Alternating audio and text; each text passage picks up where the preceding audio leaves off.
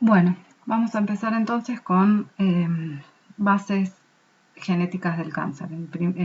Primero vamos a hablar así de cuestiones generales del cáncer y después vamos a ver cuáles son los genes que podrían estar eh, mutados y que den origen a cáncer. Bueno, a diferencia, digamos, de las células de los organismos unicelulares, como las bacterias, que ellos compiten para poder sobrevivir, en los organismos multicelulares, las células de los distintos tejidos que forman los distintos tejidos en realidad van a estar, digamos, como comprometidas a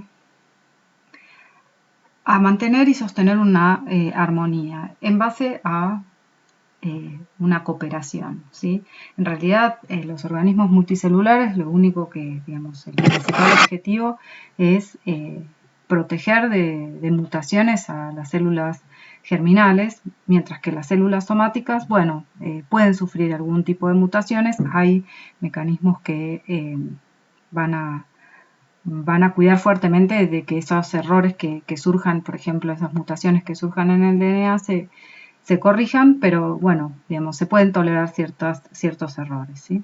Sin embargo, digamos, y también, o sea, estas células que están formando parte de estos organismos multicelulares van a enviar y también van a recibir un montón de señales extracelulares que les van a indicar, bueno, ahora arréstense, ahora crezcan, ahora proliferen, ahora divídanse, ¿sí?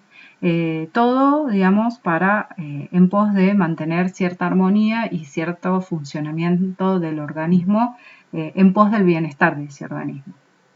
Sin embargo, cuando dentro de este grupo de células hay una célula que comienza a mutar y esa mutación genera ciertos beneficios, o sea, puede dividirse más rápido, puede aprovechar mejor los recursos, y si esa mutación es capaz de pasarse a las células hijas, se rompe ese equilibrio, se rompe la armonía y comienza, digamos, el show del egoísmo celular que va a terminar en un cáncer. ¿Sí?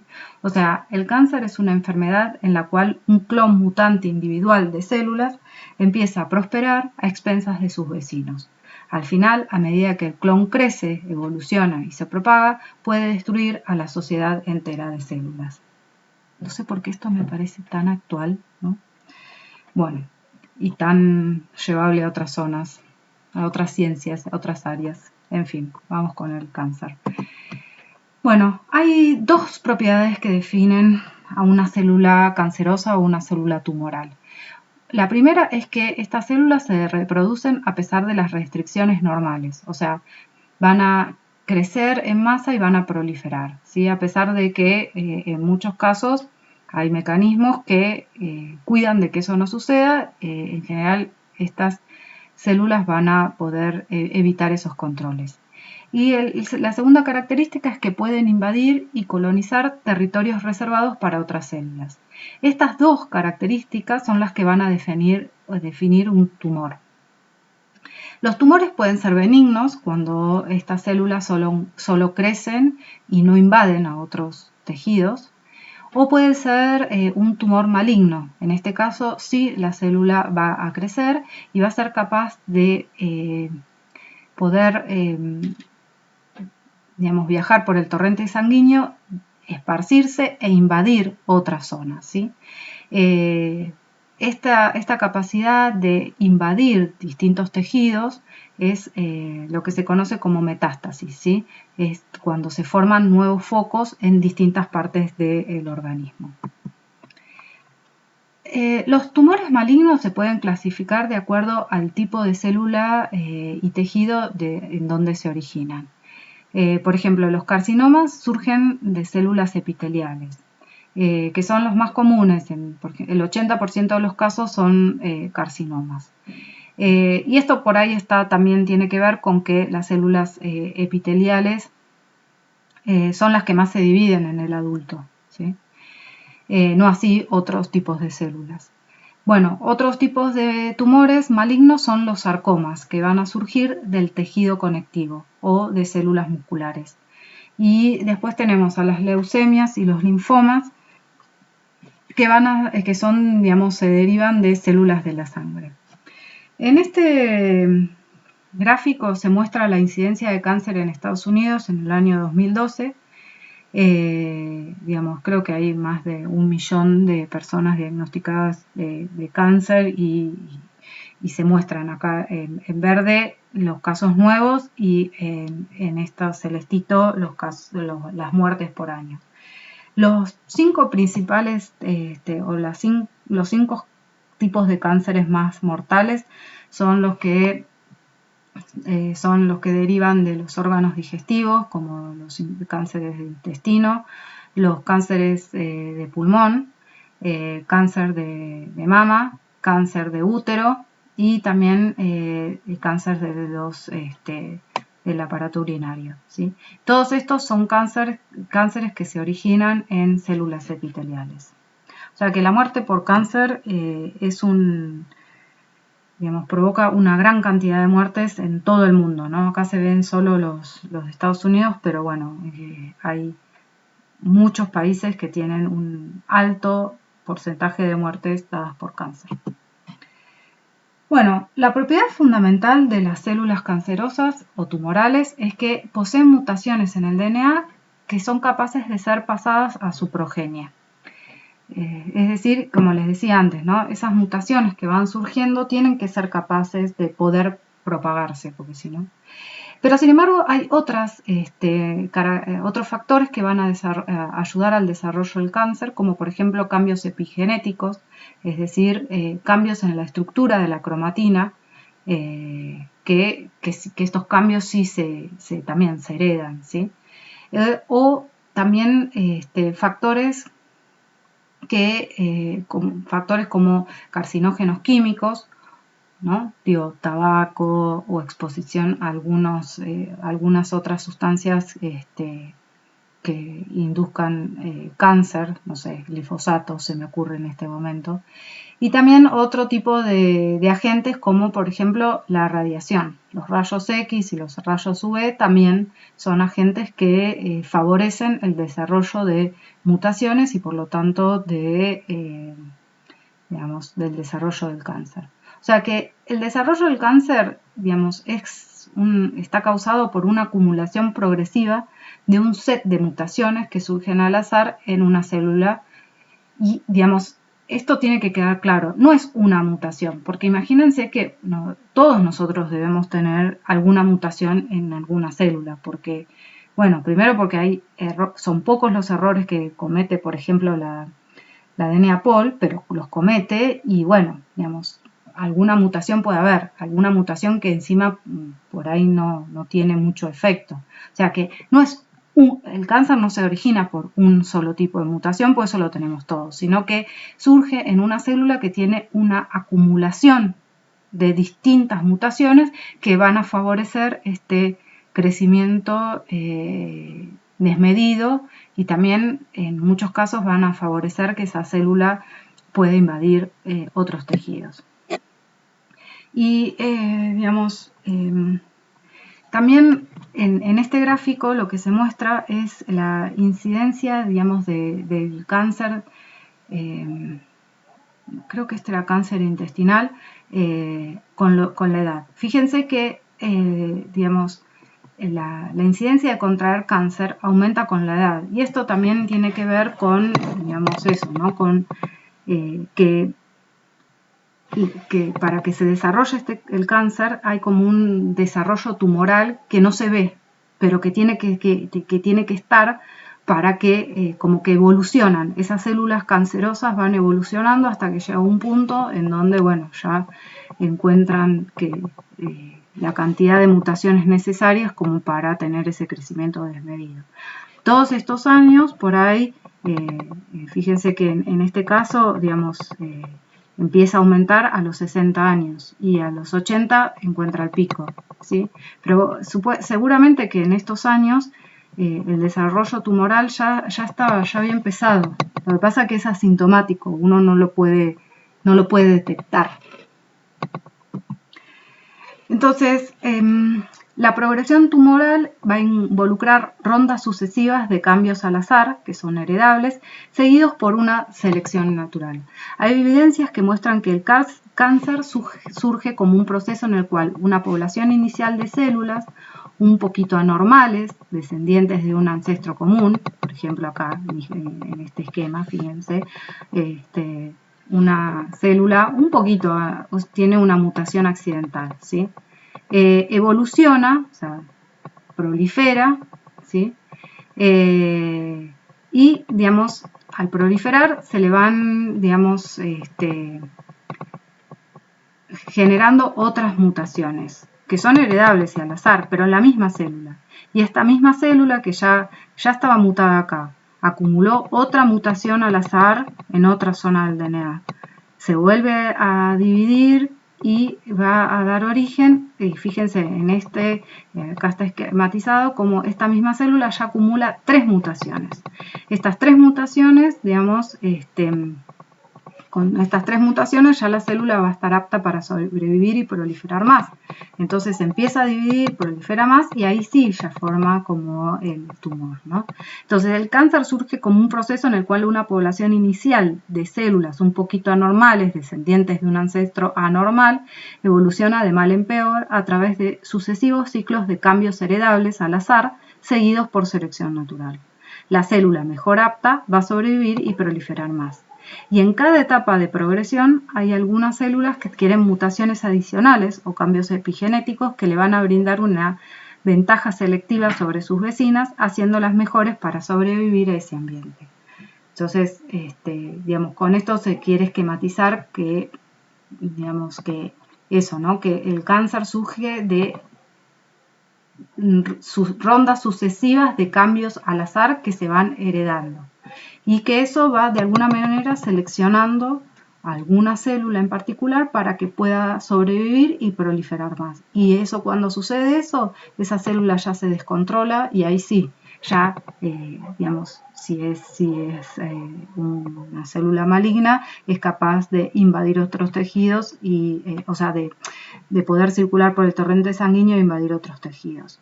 Y todo esto lleva tiempo, por eso también como veíamos antes, hay como un desarrollo tumoral invisible y cuando ya sea visible es porque ya está bastante avanzado. Bueno, las células cancerígenas pueden ser cultivadas y cuando esto sucede se ve que tienen un fenotipo transformado. O sea, fíjense, acá se muestran unas fotos de unas células normal y unas células transformadas, en donde tienen una forma normal. Fíjense, esta es la normal, en condiciones normales, y esta ya cuando está transformada, ¿sí? Las células, en general, las células cancerígenas son móviles. Cuando adquieren esa capacidad de moverse, ahí se transforma una célula, digamos, un tumor benigno en uno maligno, ¿sí? Tienen una respuesta normal a factores de crecimiento y también tienen una respuesta alterada en la reacción al contacto con el sustrato y con otras células. En general, las células, cuando crecen normalmente, tienen una inhibición por contacto, o sea, que van a crecer hasta que cuando se tocan unas con otras, eso le da una señal de que no pueden proliferar más. Las células transformadas, las células cancerígenas, no tienen esa inhibición, digamos, por contacto, por eso pueden seguir proliferando como locas, ¿no? Y bueno, y muchas de las células cuando pasan, digamos, al estado, digamos, maligno, tienen sobre todo las células epiteliales, sufren una transformación epitelio-mesénquima. O sea, las células epiteliales ahora van a adquirir una forma más mesenquimática que les va a permitir atravesar las paredes de los vasos sanguíneos y poder viajar en el torrente sanguíneo.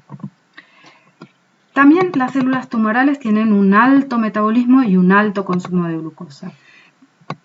En general, las células normales, cuando toman glucosa, esa glucosa, digamos, es a través de la glucólisis se genera piruvato y ese piruvato entra en la fosforilación oxidativa.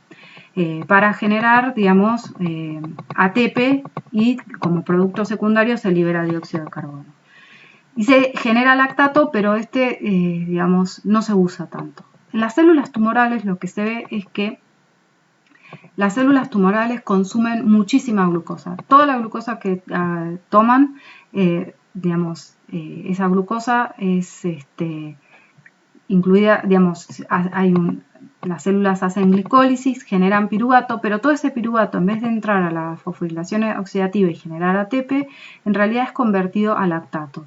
Y ese lactato sirve como digamos, como un bloque, o sirve para generar más proteínas y más nucleótidos que necesita la célula para poder proliferar. Y este efecto de, digamos, de utilización de más glucosa se le llama efecto Warburg. Porque, bueno, esto fue descubierto por un señor que se llamaba Warburg. Entonces, las células tumorales no realizan mucha fosforilación oxidativa, incluso cuando el oxígeno no es limitante. Toman gran cantidad de glucosa del torrente sanguíneo para promover su crecimiento celular. Y eso es lo que utilizan, por ejemplo, no sé si escucharon hablar de PET, que es una tomografía por emisión de positrones que se utiliza muchísimo para detectar si hay, digamos, metástasis en las personas que tienen cáncer. Y acá se ve que eso se puede ver porque, digamos, esta técnica de PET lo que hace es a las personas se les da una glucosa que está marcada, ¿sí? Se les da esto, ¿no? Un FDG, que es un fluorodeoxiglucosa marcada radioactivamente. Entonces, las células tumorales tienen un alto uptake, o sea, toman mucho de esta glucosa marcada, y entonces uno puede visualizar en dónde están los focos metastásicos en el cuerpo. O sea, si tenés este resultado de PET, estás como al horno, te diría yo. Bueno, en las células normales en general hay un balance entre división celular y apoptosis, y esto es lo que mantiene la homeostasis. Durante el desarrollo del cáncer, tanto va a haber un aumento de la división celular o puede haber una disminución de la apoptosis, ¿sí? Y ambas cosas pueden conducir a un aumento de las células cancerosas, ¿sí? O sea, esta homeostasis que hay en células normales se pierde. Y si hay un aumento de la división descontrolada y no de la muerte, se genera un tumor. Y si también hay un crecimiento normal, pero hay una disminución de la velocidad de muerte de estas células, también se va a desarrollar un tumor, ¿sí? Es por eso que yo les decía cuando veíamos lo de la apoptosis que muchos de los cánceres tienen mutados los genes que son proapoptóticos, justamente para poder sobrevivir más. Las células cancerosas van a escapar, digamos, a todos los controles que tiene la célula para ver si una célula prolifera o no, ¿no? Las células normalmente después de un cierto número de divisiones dijimos que dejaban de proliferar, y esto se lo conocía como senescencia molecular replicativa. Sin embargo, las células cancerosas van a escapar a este mecanismo de distintas maneras. O bien pueden mantener la actividad de la telomerasa de manera que sus telómeros no se acorten y esto les permite dividirse, o por otro lado pueden elaborar mecanismos alternativos basados en recombinación homóloga que les permite poder replicar los extremos de los cromosomas. De esta manera, las células tumorales siguen proliferando en condiciones donde las células normales no lo harían. Y digamos esto, ¿no? O sea, cuando un tumor ya se transforma de benigno a maligno es porque esas células, digamos, necesitan poder diseminarse y conquistar otros tejidos, ¿sí? O sea, y es ahí, este proceso se llama metástasis, ¿no? Que es el proceso por el cual las células cancerosas se propagan y se multiplican en distintos sitios del cuerpo. Y es este punto, es la metástasis. Cuando ustedes escuchen que alguien tiene metástasis, es que en realidad ya los tumores ya están bastante avanzados, ¿sí? Porque para llegar a este punto de metástasis y de colonización de otros espacios, ya hubo un desarrollo tumoral preexistente bastante largo, ¿sí? Bueno, la metástasis es un proceso de múltiples pasos en donde la célula tumoral primero tiene que invadir tejidos locales y vasos sanguíneos, tiene que moverse a través de esos vasos sanguíneos, abandonar el torrente sanguíneo y finalmente establecer nuevas colonias en sitios distantes. Esto no es trivial y digamos, no, por eso, digamos, por suerte, no siempre, o por suerte uno puede detectar los distintos tipos de cáncer en etapas en donde esto no ocurrió, ¿no? Pero bueno, generalmente, bueno, si hay un foco, digamos, de célula tumoral, estas células crecen, proliferan, ¿sí? Sin, digamos, sin haber roto sin haber podido entrar al torrente sanguíneo. Sin embargo, si ese tumor sigue proliferando y sigue avanzando, esas células en algún momento van a ser capaces de romper esta lámina basal y poder ingresar al torrente sanguíneo. De todos modos, el sistema inmune puede llegar a ser capaz de reconocer estas células y a veces por eso, digamos, hay como una primera línea de defensa. Pero en muchos casos estas células tumorales que son eliminadas logran que algunita sobreviva y que entonces esa célula que logró sobrevivir es capaz otra vez de poder ingresar a ese tejido y otra vez allí proliferar y crecer en número.